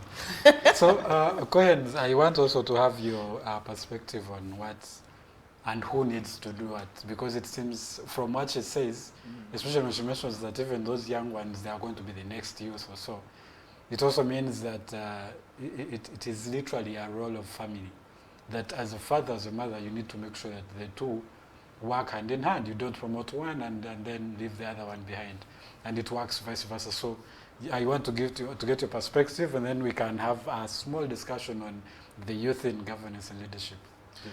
Thank you so much. Very brilliant point that you talk about. Family is very pivotal in shaping some of these things we are talking about. To a parent, it's just important that while I know my sister Belinda needs an extra 2,000 on her upkeep to cater for her other needs, all right? It is not a crime for you to tell me openly. Not me to learn it behind curtains that, when I was given 10K as upkeep, Belinda was given 50K. All right? So I'll now start thinking, this is a wrong concept. That's fair. Be like, tomorrow when I get money on your stool, I may be, that's how things start, okay? Yeah, but you'd be like, today, be that transparent, that we need to show and make this boy child appreciate the fact that there are some obituary factors that we really need to give a sister more upkeep than you. But also the margin shouldn't be too wild. Now, secondly, on who is supposed to engage in this? Away from family, two, I think government really needs, it is there are efforts that are being made, but I think there is still need for us to have the young people themselves engaging. Because at a point when there is no consultation, some of these things are done because we have seen Belinda on TV, we have seen Cohens on TV. I've grown up from a very typical village, okay? But the kind of light I have seen maybe through school is a space of empowerment, like she says, okay? While you're trying, I've already shared with friends, they know. It's a boy and a girl in wrong, and then you say, boy, you are going to slash the whole compound, 5 hours. Girl, you go get a broom, you sweep that room. Okay? Yeah, that's typical of schools. You get it? So to me, I'd be like, no, if they have done the same crime, Let They the deserve the same punishment they are punishment. going to do be commensurate to what they have committed, but let them also face the same, the same consequences. You get it? So even at that point, they will be like, okay, I think next time when we've been wrong, everyone will be. But when I am given less to handle as a punishment, and then he's given too big, it even gives me room to be like, okay, next time I can still commit the same thing after all. Okay? So I think even in this setting, school setting, there is an issue of language. I teach language personally, and it's very important. Yeah. That's why we talk about gender. There is a lot of gender-insensitive language that is used in very many spaces at workplaces. Okay? Sometimes it's because maybe it's trend. Someone say there is a weird scenario that happened. A girl child is passing by, it's a group, and then out of jokes, be like someone, touches her bums and is like, oh, nyash. And then the boy child was also, I don't know whether tempted, was like, okay, let me touch the nyash. Very weird experience. Yeah. And then this became an issue. The two are brought, the girl starts quarreling, only the boy to tell, and they're like, me, I had her talk about this word, I had not heard it, but the way she did it, the expression was also, not fine. Appropriate, yeah. So before you want to get into such an issue, to start, pinning a boy child, you also want to see maybe what kind of language, what kind of background really culminated into this kind of scenario. So I think schools or the mentors, the educators, the teachers have a very, very big stake, in identifying the gaps, but also helping these kids to know which gaps are there. Mentorship is very important. To me, as a teacher, I look at myself not only as a classroom teacher to go in class and teach literature in English and make those kids know what William Shakespeare and Chinua Achebe said. I also want, my biggest point is always on what lessons, for example, do you learn from Chomo Hendo's first daughter, okay? If this girl, was faced with lots of challenges, she got pregnant at a point, but later she achieved maybe her dream of becoming a lawyer and okay? So we want to see what boys think about this specific situation. Give them space to share. Talk about what problems they think girls face. Let the girls also talk about or help boys know what challenges they see, okay? If I don't like the way you dress, maybe always shabby, be like, okay. They will appreciate it. Be like, okay, today, Cohens, you're not smart. I like it. Tomorrow when I come and I'm smart and then a girl child is like, oh, today you're very spick and smart. I'll be like, okay. All right. So that kind of appreciation, also creates a very good ground for them to know, okay, if I'm in wrong, I can be corrected. Not to look at correction as a form of ridicule attack, yes. or as an attack. Yes. So settings, starting from family, we go to schools. Government, we shall not still cry for government to help us as young people. I really think that we need to do that. But also use other spaces. When you look at spaces like civil societies, Belinda has debated, but she will tell you in debate there is good space for boys and girls to interact intellectually, okay? And a boy will win a debate, a girl will also win a debate. Yes. You go to spaces like sports, this is where now we see the gaps, okay? It is just important. How many football pitches do we see? How many netball pitches do we see? All right? Why there could be spaces in music, dance, and drama, people will think that maybe it is more of a thing for maybe boys. Let boys go and dance, and maybe girls shouldn't.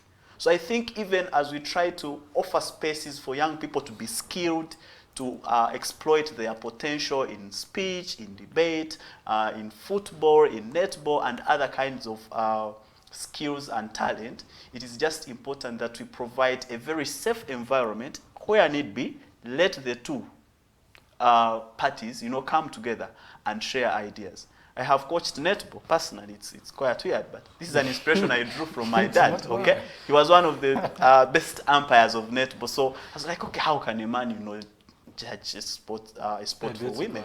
Okay, but while I grew up, I was in a secondary school. After volleyball, would go and start, training and jumping with the girls. And later, I found myself coaching girls in netball. And it wasn't hard for me as a young man, even when maybe elderly people would be like, now this young man with these little girls. But at least I appreciated and I knew who a girl child is and I knew how to handle them. Yes, that's true. So that's the value of us, being in spaces that's why we'll find challenges. Sorry to say, but maybe girls that have grown up in a confined home, when they go to school, it's a single-sex school, and then they go to university, it's the dad or parent who picks them and then takes them home. So at a point, it becomes quite challenging for them because they have not interacted with the other gender. So at a point, when they meet, it's just 1 year to marriage, it will just be a different story. It will be a mess. Yeah, so I think spaces, homes, we look at schools, we look at where we meet maybe for development of skills. It is just as important that the mentors or the people in charge really play a role to identify the gaps, but do good to make sure that both boys and girls have equal access to resources. Not to say, this is only a protected space. And maybe lastly on that is, even as we give opportunities, there are those that, yes, I agree that we have, for example, if there came a program for young people and it's for PWDs, at a point it is understandable, okay? But at a point, let's make it just open. Let's make it open for everyone. Not to say, okay, we shall have 4 ladies nominated and then 1 boy, okay? With the mindset that maybe, if you bring 1 girl, she may be defeated. I had that discussion, I think she answered on it about the whole, the UNEB thing. Yes, the yes. Passing, the Affirmative action. Yes, the percentage for ladies. And the guy asked me, so how equal is equality if there's this kind of a balance here and there? So I think that is a very important point to note, that the growth of one is a work of both. Yeah, it works 2 ways. It's not working 1 way. Otherwise, we'll still have the same problem to move forward. And so that, I think, is a discussion that we need to continue. We have literally about 15 minutes to leave this place. I want to get your perspectives on the question of youth and inclusion as a whole this time, not lady and boy. We did have this year's theme for the International Youth Day was intergenerational solidarity. We want to create a world that works for all ages, but we still have some gaps here and there. I wanted to pick your minds, the two of you. You have quite been exposed. She's a Madam President now. So I want to pick your minds on how that can be achieved, especially in the setting of Uganda. Well, first of all, we need to understand and appreciate the problems or the challenges the youth face. Number one, if you're talking about bridging the gap and then inclusion of the youth or participation of the youth, for example, let's look at, the political side of it, or the elective politics. At a point whereby I am a youth who is probably unemployed or who is employed somewhere where I'm given, let's say, 300,000 a month, and then here I am in the same space competing with a 50-year-old gentleman or woman who has been earning for some time and has savings that are probably higher than what I have, but here we are being put, all vying for the same position and all that. And so at a point, the fact is, because he has financial muscle and I do not have, and politics has highly been monetized. And politics has highly been monetized. As a youth, I'm going to feel, well, this is not mine. Probably let me run for youth MP or somewhere where it is of my class. And so somehow we feel as the youth that these aspects have pulled us behind. When you look at the lecture fees and what at a certain extent, I was discussing with a group of friends and they said, probably, what if they said the youth electoral fees are probably being reduced so that they can incentivize us, and, if they're really talking about breaking the barriers, the generational barriers, then they should probably incentivize me to come up and feel like, I'm at the same footing with this other man that is... That is in a sense of facilitation. Yeah, facilitation of the political campaigns and all that. And so if they can be supported, then we are going to see more youth coming up and being interested in these things. And then on the other hand, still I look at the background of the youth. Sometimes I do believe, and I'm open to the fact that I am proud to be born in a generation of people that feel they want to be mentored, that they need the support from the people that are, you know, grown and are above them, because we believe they have seen life better, they have a front view. Where I want to go, they have treaded the same path. So probably they should be there to support me. But where the problem comes, of late we were in a certain meeting with certain politicians, and this man tells us, the problem, you do not know what happens there. But well, when you come into government, we try to cut off those wings, then you tend to, you know, you will calm down. You come with a lot of pressure, you don't understand how these systems work. And so at a point we feel like, okay, we do not know even where we are going. You're even scared of where you're going. At the end of it all, whoever joins the leadership spaces acts different. And as the youth, we feel, okay, he's no longer ours. He's probably now supporting the other people, and he's not identifying with us. And at a point, as voters or as people that, you know, are in these spaces that are supposed to promote and push these people, we need to be updated. What happens there that makes your perspectives, or that makes my perspectives as a muntu wawansi and yours different? Which lens do you see things in that makes it different from how I see things? Let us try to, you know, have that harmony and bring things together. And then the other issue of the youth, apart from probably mentorship and what did I talk about? Yeah, and the politics and how it is all going. I get to believe that as youth, we need to proceed to an extent of self-awareness. Discover yourself, know your purposes, have vision, know where you want to go, what you want to be, and let your principles and values align to where you want to see yourself. Okay. So if we can have youth probably set those visions and principles, and also probably have these talks with the other generation and see what went wrong in your youth days, how did you mitigate it, how can I make it there, then probably we can have this gap broken, and we can have the youth and the people of the older generation get to help each other and get to understand and build society as a whole. Okay, thank you so much. Now, Cohens, I want to understand in the discussion of youth, are youth themselves doing enough? Because it is one thing for us to want the inclusion, but it's also another totally different thing for us to be ready for the space that we're asking for. We have time, literally we constitute the biggest constituency in the country. We are more or less the majority stakeholders in this whole issue.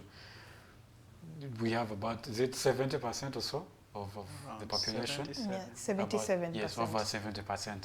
But also, when you look at our productivity, it is quite minimal, especially for in a wholesome collective community development. Are we ready for these spaces ourselves? Yeah, thank you. One, are we ready? Very hard question. But one, I think at a point we are, and at another we are not, in some spheres. For instance, I would say we are ready. For example, if you look at the innovation, you go in the world of innovation and technology, the biggest potential or very fertile ground that we have really to tap into are young people. Yeah. All right.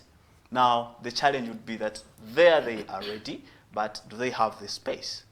But now, okay, that is a good point. Yes. Although when you cut across at least like a drop in the ocean, we have now a backbone of Uganda being agriculture. Yes. But how many people, young people particularly, would you say they are okay with doing agriculture? Yeah, thank you. I think still as trends go on changing, I don't want to largely believe that, yes, agriculture also has, you know, gone on to be too much mechanized, okay? And the young person, you know, may not necessarily want to go back to the village to dig after her university, after pursuing maybe... I can imagine Belinda with her whole... She will once in a while. At least she will go on and do something, or maybe during a holiday. But the whole idea is that at a point, I think, when we have gotten the empowerment, we think we are maybe too qualified not to do some petty things, of which at a point, to me, we largely depend on the informal sector. okay? Yeah, that but is how many young people are willing to go by and be like, okay, I'll have my simple steaks and I'll have cabbage there, and then I'll create a stall to sell that. I think that's where we are failing. What we are largely focusing on, of which I think we are not even fully capable, is that we want to be in office, we want to be big politicians. You have not even contested at village level, being a councillor, okay? And they want to jump because you've had some kind of popularity, okay? So I think at a point we want, even when we have time to get ready to be mentored, we want also to rush into things, which I think at a point is not good for us. But two, we are, I think, in some spheres, like in the political world, there is a good trend that I'm happily and pleased with, that young people now are very sharp, okay? They can speak. But you'd also want to ask, in meetings, when young people are invited, where do they sit? Do we have young people come and share a seat with the big MP? Be like, young people, sit there, okay? And this is for the big men, okay? Now, at a point, we also say, we are the big boys. If you are the big men, for us, we don't mind. We are the big boys, we are the big girls, okay? Now, even the gist of the matter would be that even as you invite me to attend this meeting, I want to have my idea heard. So the issue of communication, okay, has also been a very, very big blow. Because while the old, with due respect, they are very informed. They know too much, okay, that we do not know. They also need to listen from young people and know how. If Belinda has not been, for example, been given chance to be heard, maybe she could not be here. Nobody knows how she got here. But maybe at some space she was given chance to be heard by an elder, all right? So I still think if we bridge the communication gap, it is a meeting, it is a consultation. Let's consult young people. If you are planning for youth livelihood program, okay, consultations, I always wonder, where do consultations happen? Okay. I was talking to this gentleman, the chairman of the National Youth Council, Jacob, and he was saying, he actually, I think you were there, he did tell us that they kind of pulled out of the PDM whole program because of the representation issues. And they did not put the whole concept of young people, and the approaches were quite marginal for young people. And so they kind of did not participate. Yeah, so from such a background, you see that it is as easy as saying, yes, government has put programs to benefit the youth, to engage, but to me the point would be, do they meaningfully engage? All right? There is participation, but there is also meaningful participation. That if a program is tailored to benefit young people, let them start with the process consultations, in the implementation. Let's see them even in assessment and evaluation. Because what happens at the end of the day, I appreciate the fact that government has these programs, but we do not see after Mugagawale, okay? Do we have a clear report maybe presented by young people telling us how far? One that is reported okay. we did not see it, okay? We only go to celebrate International Youth Day and we hear about programs, government, it's good. But let's see the success stories. This youth livelihood program came in place. Out of the 77, we think that 40% of them have, been upgraded from this kind of, it has supported this kind of innovation. It has supported this, okay? So them participating, we need to have a line that they can either be passive participants or make them active participants and make them fully involved in the process. Okay, thank you so much, Cohens, Mugisha. That I am learning. They are my fellow young people, but it's quite a fountain of knowledge I'm getting from each one of them. We are literally coming to the end of this show, and I'm going to give you about a minute to each to make your concluding remarks. What is your call out there? And I wanted to ask about the whole lady and boy issue, the girl and boy issue. Are you doing some work in Northern Uganda in Gulu? As you also give your concluding remarks. Yes. So in my concluding remarks, basically, I'd like to advocate to, first of all, the young people that are out there. It is high time you added meaning or value to life. You know, life is not all about, my friends always tell me that I do not have a life because I am a less of a party goer and all that. But it is because of a certain vision and, you know, goal that I want to see myself here. And so I think I need to be a little bit constrained and, you know, have these kind of principles. But on the other hand, they also have a right thing they're trying to teach me as their friend. But one thing I advocate for the youth out there is they should be intentional about their lives and they should be ready to go through these processes. In most cases, you want to be the next, let's say, Kadaga, the next Speaker of Parliament, but you're not willing to go through the training process. The process feels uncomfortable, and so you probably want to maneuver and look for spaces. Not the result without the process. Oh yes, and then on the other hand, to my fellow girls, you know, when in most cases when you talk about people that want quick things, they tag us first because, you know, I know of someone in that position, so probably if I give them leg, probably I can make it there. But I would like to advocate to my fellow girls out there that let us be, and actually generally, and the youth, let us be people of integrity, let us have morals, etiquette, principles, values, and let us know where we want to go and use the right paths. Otherwise, it will catch us up there and the same paths we used will get to us and we shall be brought down. And then looking at the boy-girl entire talk that we started with, well, I would like to advocate to fellow feminists for the good, it is hard to say out, but for the good of society, for the sake of seeing society grow and being intentional about the development of our country and societies and spaces we are living in, let us be open to the truth and fact that, you know, somewhere, somehow, we are not doing right, and let us allow to be corrected, but let's not lose the major gist of, you know, fighting for the women and all that. But let us try to create a balance. Otherwise, we are creating a problem for the future. And well, in conclusion, you told me to talk about what we're doing in Gulu. Well, there are a group of friends, Councillor Kennedy, Engineer Tony Olanya, and other group, so many people. They're looking at how best do we support a boy child, especially these Agu boys. It is a group of people that have made, people that live around Laro, Peche, okay, people that are basically Unyama, people that are around university area have suffered. These people steal, beat you up, take your things, and they're young boys, they're not really so old or what, they're youth, just young youth. So trying to see how do we redirect their energy to something productive instead of them using the energy to steal and, you know, take drugs and all those things.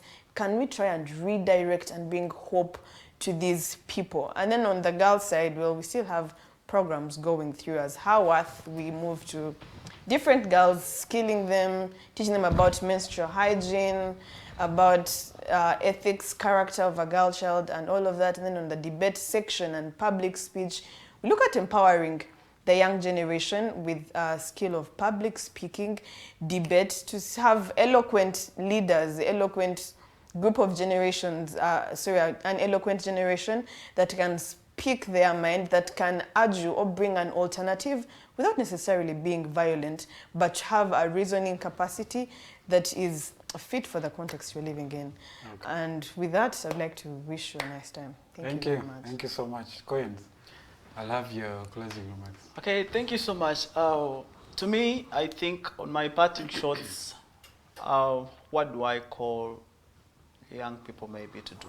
My impressions will be like 2 or 3. One is that while we are all young people with big dreams and aspirations, it's just important for us to realize that we are unique and therefore choose in some contexts to be different. Not because all other young people perceive that this is right and then you also want to take on the trend. That is number one thing. Be different, and that will help you to make a difference within yourself, and when the difference manifests within yourself, it will now cascade into your surrounding. That is number one. Number two, while we talk about boy and child, there are little things that we do, but when we attach value to them, they may seem very important. To me, I always think that if I want to advocate for something, you want to be an example. And at this very point, every young person, use the skill, use the resource that you have at hand. Yesterday, Emma, in some mentorship session, you was talking about use what you have. Before you start crying to get a lot of money to do business, okay? Money. Start with what you have. So as a young person, you don't have the money, it's true. But do you have, for example, Belinda is using her debate and speech skills to do this. Where I am as a teacher, I'm not necessarily there because maybe largely I know the best English. No. But I have gained this, I've been mentored. National Debate Council with its leadership and people that I found there have given me the opportunity to grow, and that's what I have used specifically, even in my education. I have seen it help me, all right? So you must use that you have, whether it is tangible or intangible. Be honest. It's true that even the elderly, you know, be like, these young people, no, we don't trust them, okay? Let's not be money-oriented. At a point, we want to think that after education, it's employment, it's money. I really think that that is something that will land us into trouble and we'll lose trust. So I also implore us that we be, as Belinda said, it is always a process, that we start small and grow big. But most importantly, attach value to the skills that we have or the small things that we do. Maybe lastly on what we are doing. I think at an institutional level, serving as a programs manager with National Debate Council, but also working with lots of groups of young people, I think realizing that we need a generation that is outspoken, that is self-aware, using debate, speech, and helping or supporting young people to grow their talent is very, very important. Because at a point, it may be their breakthrough. Yes. But also at an individual level, I have a mentorship hub that I run that has both boys and girls from different schools, from different backgrounds. But it's amazing in this mentorship program when you see these young people appreciate the kind of growth they are realizing, and they are encouraged. When they have such safe spaces to share ideas, to share dreams, interact, and have that kind of exchange, then they will learn, okay, someone who is studying from a so-called big school and me who is studying from a rural school, I think we will both have a future. It's only because I have to know who I am and utilize that space. Okay. That's it. I am very delighted to have been hosted, but also to have been hosted alongside, I call her Excellency and her elegance, Belinda. It's been a pleasure, Rogers. Thank you so much. And we are good, and let's only try to be different and make a difference. Okay, thank you so much. That is Cohens. Mugisha is also the programs manager of the National Debate Council. I have also had Belinda, Amanya, who I'm proud to say is my accountability partner in the Vision Leaders Club. And she's also the vice guild president of the Gulu University. So they are young people who are making strides really in community. And so I hope that we learn a thing or two about being intentional about what we want. I think they did both mention that. It is important to have a direction. It is also 9 a.m. in the morning, and there's a video joker who likes to say, so we have come to the end of this discussion today. I want to thank you, every one of you has been with us through this whole period. You might have experienced a few issues with the internet, but we are good to go. And so I thank you for being with us. I thank the people who are behind the screens who are doing tireless job to make sure that you have this. Attention Teddy is on the camera. You have Jeremiah and Arnold Anthony Mkwasi in the control room, making sure that you get everything you're receiving in real time. So thank you so much. My name is Roger Surihawe. Until another time, have a good morning.